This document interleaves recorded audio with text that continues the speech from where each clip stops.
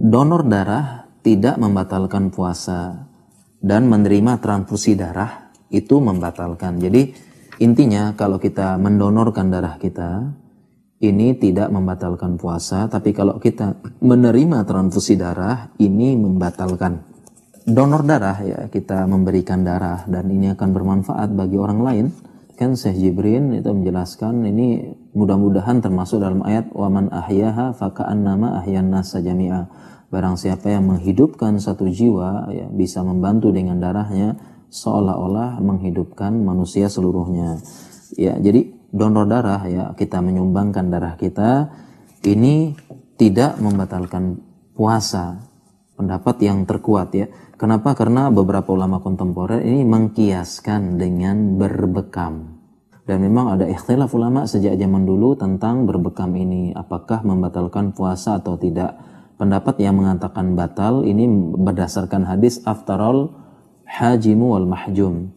Ya, orang yang membekam dan yang minta dibekam itu batal puasanya.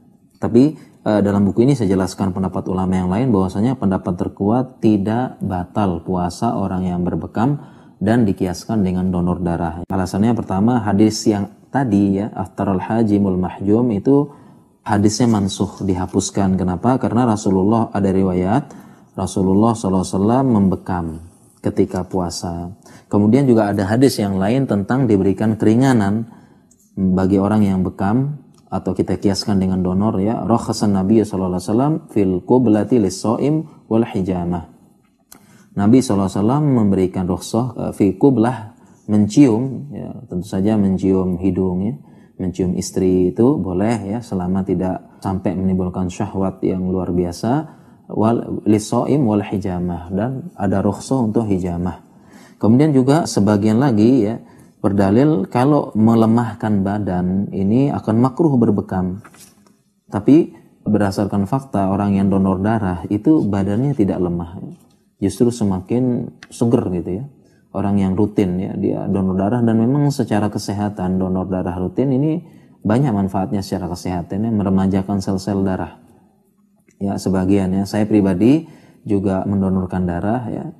Dan saya ketika donorkan darah tidak merasa lemas ya, bahkan agak ringan badan ya, sebagian orang mengatakan demikian.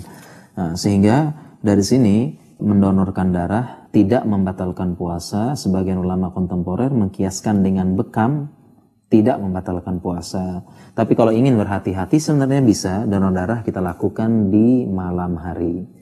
Dan ini sempat menjadi pembahasan di bank darah dan tempat unit pelayanan transfusi darah tempat saya bekerja.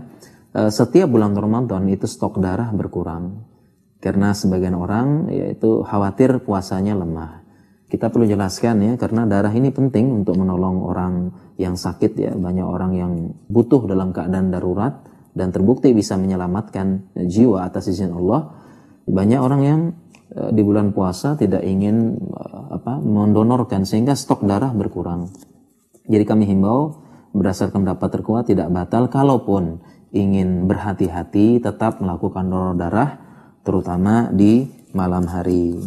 Adapun menerima transfusi darah, jadi sakit kemudian darah masuk ke dalam, tentu ini membatalkan puasa karena jelas ya, karena darah itu ya membawa saripati makanan, dalam plasmanya ada sari makanan, ada elektrolit ya, tentu ini membatalkan puasa ya.